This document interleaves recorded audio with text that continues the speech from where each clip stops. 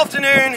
We're in Tanzania in Dar Es Salaam on a rooftop filming this edition. So what better time to talk about rest in your training and when to incorporate it. I've been having a frustrating time. I'm training for the team competition for CrossFit Games Regionals in the Africa region. I've come on holiday for a little bit and I'm trying to do as much as I can as if I was at home. But the problem is that I've been kind of getting more and more tired and that kind of stuff, and you actually need to take a break. Because if you aren't taking a break and you just keep training and keep training and keep training, it's kind of like flogging a dead horse and it's not going to go anywhere. And the same can happen to your training. If you are feeling sluggish or if you're feeling stagnant with your training, you're not excited, you are completely exhausted, things that don't tax you are really causing problems and making you even more tired, and you don't feel you're getting any benefit from the training, you actually probably need to just stop and rest. It's as simple as that.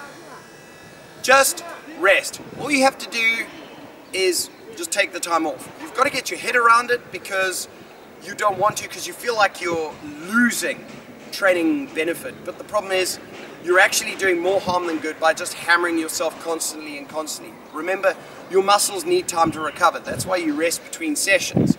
But sometimes you are so overloaded with the training stimulus that you've actually got to have a longer, more dedicated rest period, or else you're actually going to go into a thing called overtraining, and you will actually start decreasing the training effect, and it's just going to hurt you.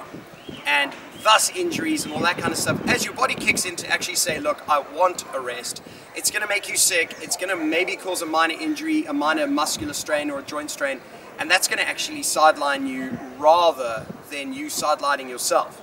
Rather sideline yourself, take a couple of days off, and be safe about it and be smart. Those of you that aren't training, we've been noticing a couple of problems with the overhead press with the barbell across Bryanston. So I thought, what better place to use a broom and the outdoors to discuss the overhead press. Big problem is with the overhead press, when the bar's in the front rack, obviously it's not going to be on your collarbones due to the front rack because we've got either a dowel stick or a PVC pipe, or in this case a broom. You've got it underneath your chin. The forearm angle is going this way, straight above my head. It follows that way. So if my elbows are forward so that I'm in a good rack position, that's the bar path. We've just got to get it through the head. A lot of you will make the mistake of just setting up here and not front racking the bar. And that sends the barbell that way rather than correctly over the head.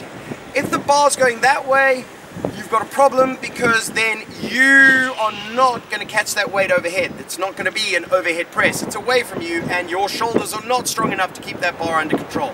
So you've got to get it in here. The big problem is the head's in the way. So you want to move it back like a Pez sweet dispenser. We've all seen the thing, grab the head, pull it back, and a delicious little candy treat comes out. That's what you are, a Pez sweet dispenser. So you want to get your head going backwards and forwards, not up and down, not up and down. That's just silly. You need to actually go back and forth. Going back will allow you to initiate the bar press, and then you put the bar straight overhead. At this stage, with it being overhead, we want to keep our rib cage down. We don't want to pop the rib cage out. I've alluded to this in a previous video, with a good overhead position so the bar is held up at top. Same thing when it comes down. So you want to go back, straight up, and then finish that press. You want to use a motorbike action. You don't just want to press. The initiation of the press comes with your wrist bent there, and then you press up. But at the top, you want to snap that wrist like you're kind of throttling a motorbike, for want of a better word. If you keep this position, all that happens is the bar starts pushing on you, especially overhead, and that helps to pop your rib cage out, leaves you in a really bad half moon position. You are not supporting the barbell overhead, you're kind of supporting it, and it's going to start folding into your floating ribs and causing problems and pinching and just general discomfort. So we don't want any of that. It's also why jiu-jitsu is so effective, because the wrist doesn't like to be in this position. So rather, once it's there, snap it into the correct position. It's going to help you finish your overhead press. So from there, back out, snap it straight up. Make sure that you've got that good overhead position, head put back through. The big thing is when we've got weight, we find a lot of people arching around the barbell. You want to actually still press the barbell straight up, and that's why the head has to move. A lot of people will move their elbow first to try and initiate the press upwards.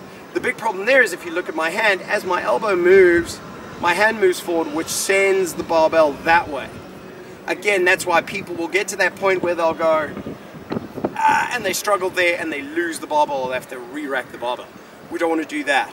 So get the head out the way, press it straight up and finish it. Make sure you're overhead, make sure the head's put back through. Don't just leave your head back out there, because again, we're arching and we're half mooning, and we don't want that. We want the barbell straight overhead.